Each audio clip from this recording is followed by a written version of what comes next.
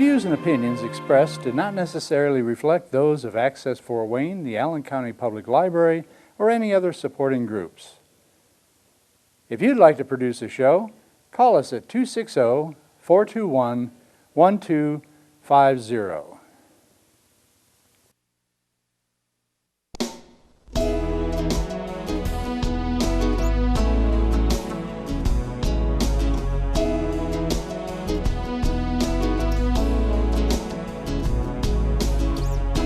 Let me be your lighthouse so I can show you the way. Let me be your shining light, I'll keep you from drifting away. I'm the one that makes you try when... Hello, this is Patty Hunter of Patty's Page. Welcome to my show today. We're doing a messenger interview today with David Benrexi. He is a musician and very pro-life, and we're going to talk about his life. So we'll be with you in a moment. Hello, this is Patty Hunter of Patty's Page, and my guest is David Benrexi. Is that how you pronounce your last name, sir? Perfect. All right. I have several questions for you, if I may. Absolutely. Where were you born and raised? I was born in the Bronx, New York, in 1949, and spent most of my early childhood in Westfield, New Jersey, which was a suburb of New York City that was about 15 miles from the heart of the city. And when you were younger, who influenced you the most then? Well, I would have to say my mother was the biggest influence on my life when I was a child. God bless her.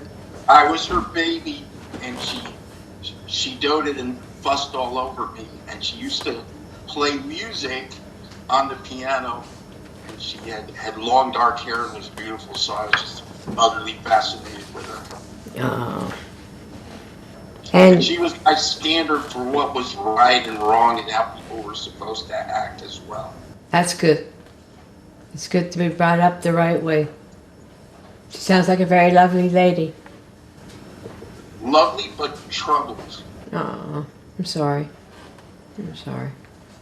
And you went to school there when you were growing up, or did you move again, or?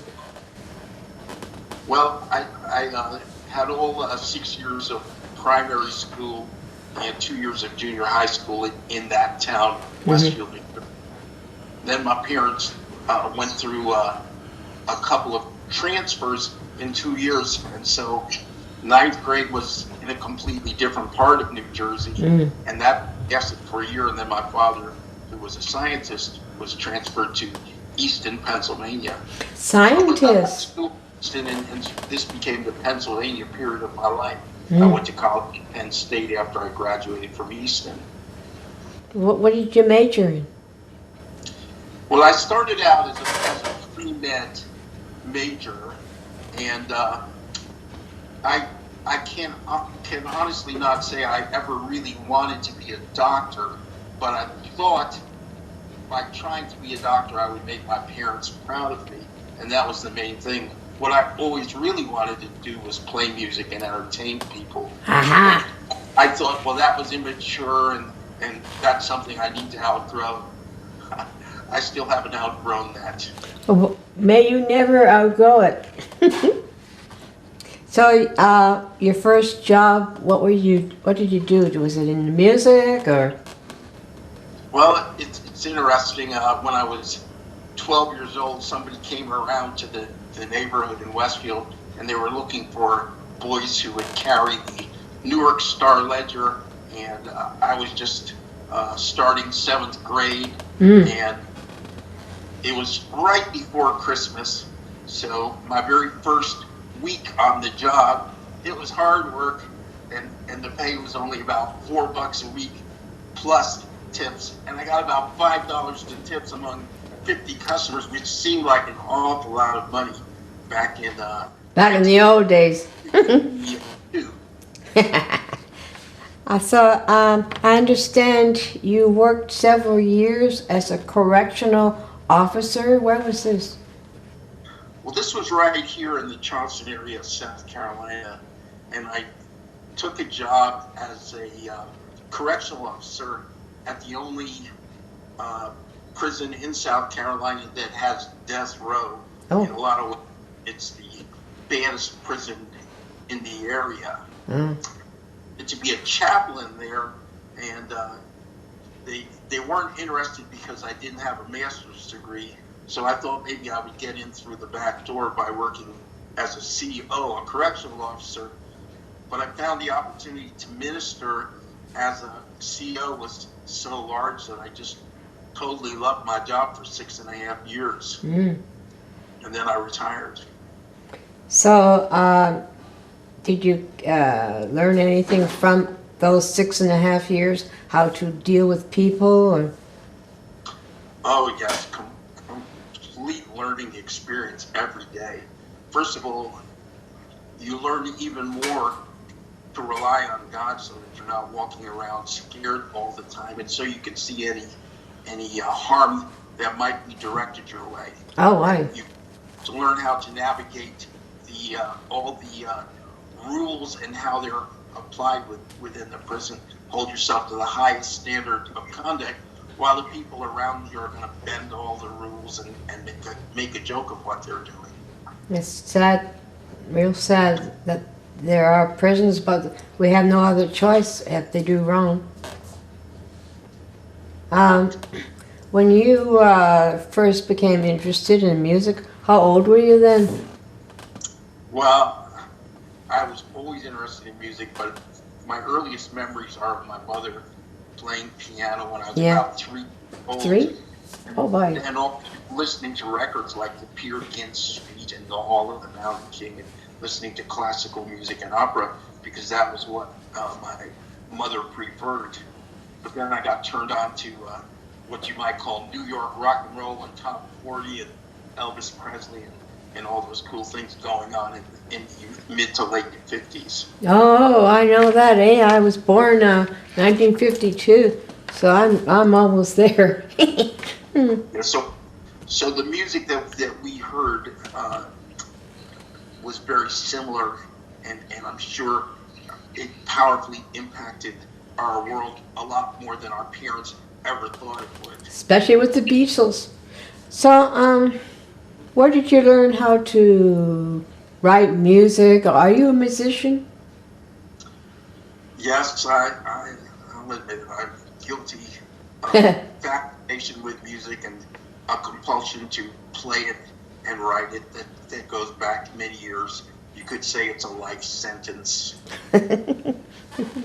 So, do you work as a leader of a band, or do things solo, or what? Well, I played in a fair number of bands when I was growing up, and then I certainly had a desire to take my music to what I thought was the next level, which is being famous and having people talk about how great I am and things like that. But in that quest for my own stardom, I found that the things that really mattered to me the most were in conflict to that, which was my wife and my children, being with them, and it seemed like I was being pulled in two different directions, and I definitely chose marriage and family over being a star. Oh, that's good. For you, that's good. That is excellent. Do you play? Do you have a church? What do you play at your church, or? Well, I played in church bands for about the first 20 years. Okay. That I became a believer in 1980. Wow. And one of the first things that I did in the summer of 1980 was I traded in my Martin D28 guitar that I've been playing for about 13 years and got a bass and started playing in a church band with the bass. And that was mainly what I did for the next 15 years. Played in a worship band and played bass, sang harmonies. So I learned a lot of things that were very valuable for me. When I took the book of songs that I had written about how great I was and how lucky any girl would be to be with me, and I burnt in a fire. And I said, I'm not that person anymore. But God gave me new songs, and they first started dribbling in, one or two a year. But when I asked him for more, he showed me that he had no end to the number of songs that he would give me if I just asked.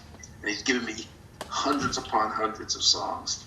So I know he would do the same for anybody that sincerely seeks him and wants to write more songs. You bet, because there's an awful lot of stuff out there to write about, especially in God's sense anyways. You have an organization, and it's called Musical Fiction Alliance of America. What is that, dear? Well, this is, in our area, it's a community of musicians and writers, actors, and artists that appreciate each other's talents, that encourage each other to do more with our talents, and especially we love to collaborate on projects together. So when we started doing it here in the Charleston area, the first thing that we started on was an audio book using local actors and taking a story that I had written a few years earlier and turning it into an audio book by having people act out the different roles. And we illustrated it with music, some of the music that we had published, and also a friend of ours who lives in Oregon. And around the same time that we were in the middle of that, I decided I was going to do some YouTube videos because I had been captured on YouTube by a local open mic host. And I thought, wow, this is great. I'm on YouTube. But I'm playing a song that's fairly new to an audience that's fairly distracted and noisy. And I thought, I'd like to take some of the songs that I never got around to recording, that are my favorite songs, and play them and have some control over the quality of the recording. So I talked to this fella who was the host of an open mic, and I said, we can do these videos, maybe one or two a week. I'd like to do about 40 of them maybe. Wow. And $100 to tape it and put it on YouTube. But it grew into something much bigger than that, because I invited somebody else who I'd seen at the same open mic to come and play harmonica on one song. And the next thing you know, we had done about 30 songs together. And I said, well, do you know any fiddle players? Because I thought some of the songs that I wanted to share would sound better with a guitarist, a singer, a harmonica player, and somebody playing fiddle. And I was thinking maybe like an old man or something like that, because my friend and I, we were both in our upper 60s. But God blessed us with a 25-year-old woman, and when she started playing with us, it was just phenomenal. She's the main vocal. Just kept growing. All right, that's good. That's good. What goals do you have for this organization, my friend? Well, I got a clear directive from God when he brought in this young woman, and people started to call to see if they could participate. And they were some of the very best instrumentalists and singers in the area. And the directive was, don't try to figure this out. I've just been taking it one step at a time, trying to work on one or two projects at the most, and just my philosophy is everybody has fun and everybody gets paid. And then I really depend on God to make that happen. But I think that's what he wants too, is that people are rewarded for their efforts and appreciated for their efforts. Everybody has a good time. And the most amazing thing, Patty, is now we've been doing this for about 4.5 years now, and nobody has had a temper tantrum. Nobody has complained. Nobody has accused anybody of anything. I've never been involved in an ongoing project where there is such goodwill among the different people involved, and so many people have made new friends, and so many people really get excited about doing the audio books or being in the videos. So you're pro-life, right? Well, I'm life affirming. I believe that everybody has the right to be born, that there's never a reason to kill life in the womb. The pro-life term is kind of like almost meaningless now, just as pro-choice means I'm for abortion, but people will never say, oh no, I'm not for abortion. I think just a woman should have a choice of what to do. That's not right. I think everybody should have a choice of what to do, but they should choose to do the right thing. If I said I'm pro-choice when it comes to molesting children, I would never molest a child, but who am I to tell somebody else what to do? And my religion shouldn't have, it's just nonsense. Every child has the right to be born, and this is the Bible, and this is the Constitution. This is America. Life, liberty, and the pursuit of happiness. What could be more against life, against liberty, and against the pursuit of happiness than killing an unborn child? Yeah, I can't see the logic in doing that anyways. Why to do that? Do you work with other activists? Yes, I am honored and blessed to work with people right here in the Charleston area. And then through social media, I'm always trying to encourage and inspire people in every area of the country to seek God, to look for ways to do more, and I believe that collectively we can end abortion this year, not in 10 years, not in 20 years. Whenever you're thinking that you can end something down the road just stretches out forever. And people have been talking like that since 1980. Wow. Roe versus Wade has been 47 years, dear. 47. Yeah, before that, New York was the first state legislature to legalize abortion, and everything that they said about it turned out not to be true. They said it wouldn't result in an increase in the number of abortions. It would only mean that less women were dying because the abortions would be safe. But by the third year of legal abortion in New York, 500,000 women had abortions that third year of 1972. And though some might have said, well, this is great, they all have to stay somewhere while they're in town. This is great for the hotel industry. They have to eat. This is great for the food and beverage industry. The legislators who passed the bill legalizing abortion in New York voted 62% to 38% to repeal the law that they passed by one vote in 1970. Dang. Now, people know this. And it went to a Republican moderate, Nelson Rockefeller. Oh. Republican moderate means pro-abortion. And he vetoed the bill.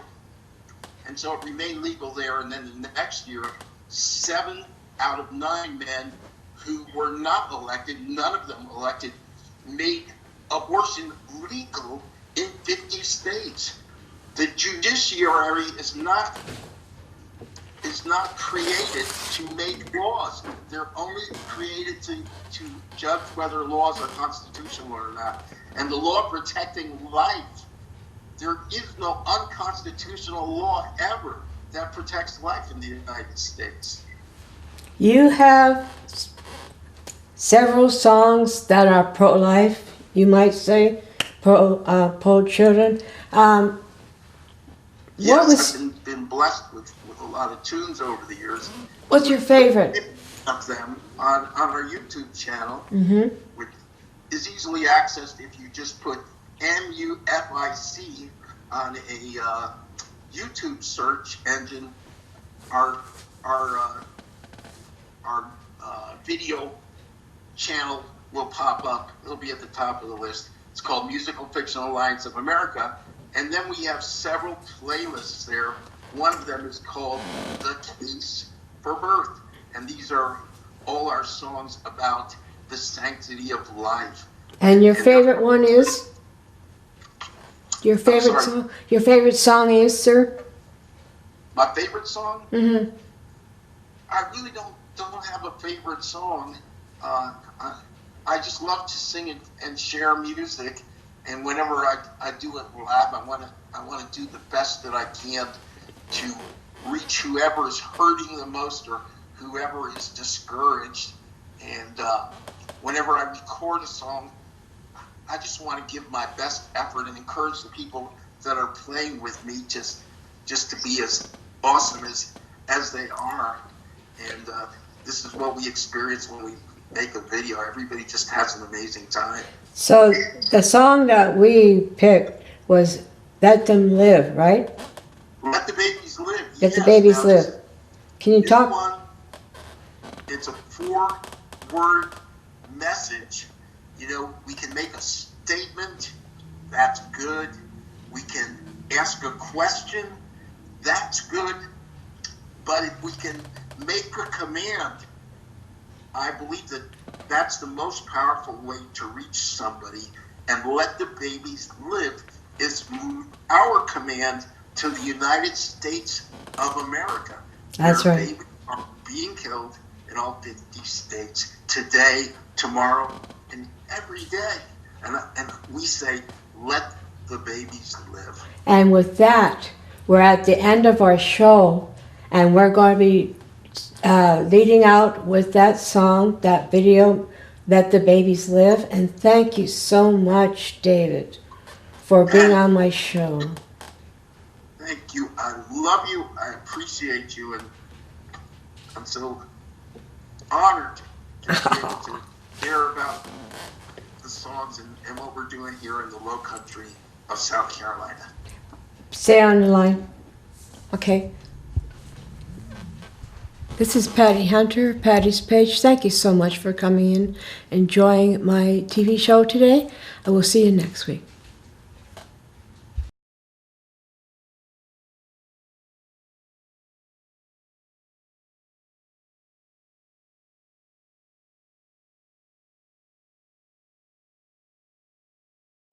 One, two, three, four.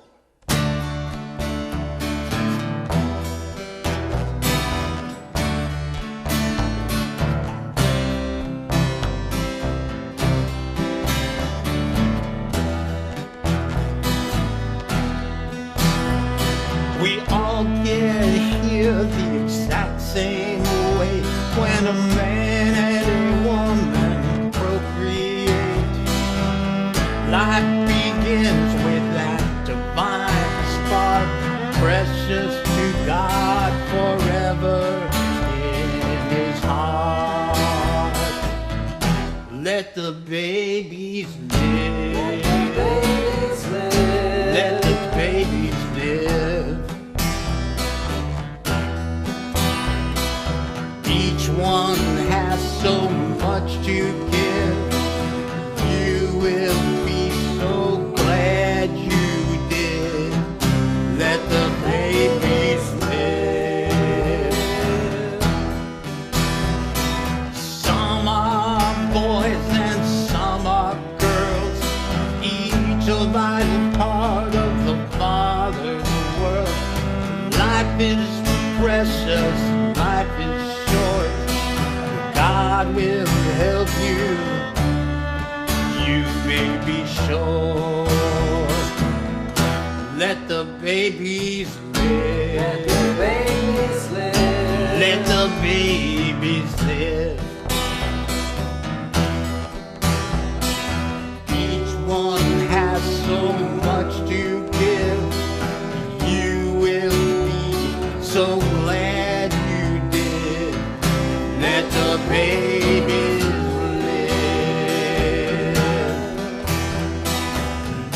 one has to die for someone else. Jesus did that, so free yourself from the seeds of death we sowed when America surrendered its soul.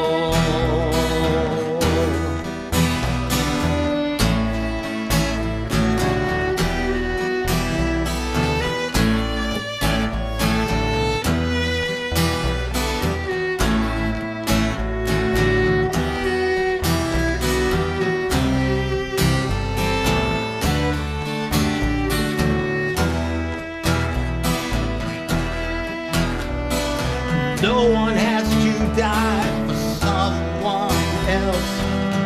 Jesus did that, so free yourself from the seeds of death we sowed when America surrendered its soul. We lost our way a long time ago. Beneath the lie and we thumbed our nose. We told the Lord to take our hike, 'cause we decide what's wrong or right. Let the babies live. Let the babies live. Each one has so much to give. You will be so glad you did. Let the babies live. We all get here the exact same way when a man and a woman procreate. Life begins with that divine spark, precious to God forever in His heart. We are precious to God forever in His heart. We are precious to God forever in His heart.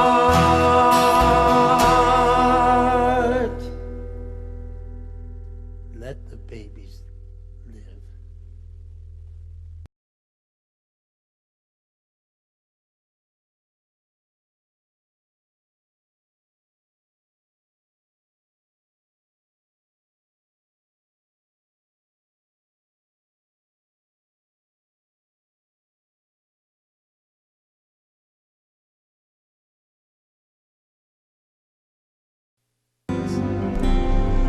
Godspeed, my love, until we meet again. You're always in my heart and every dream. Don't let this time apart give in to all our fears. God will keep us close from up above. So until we meet again, Godspeed, my love.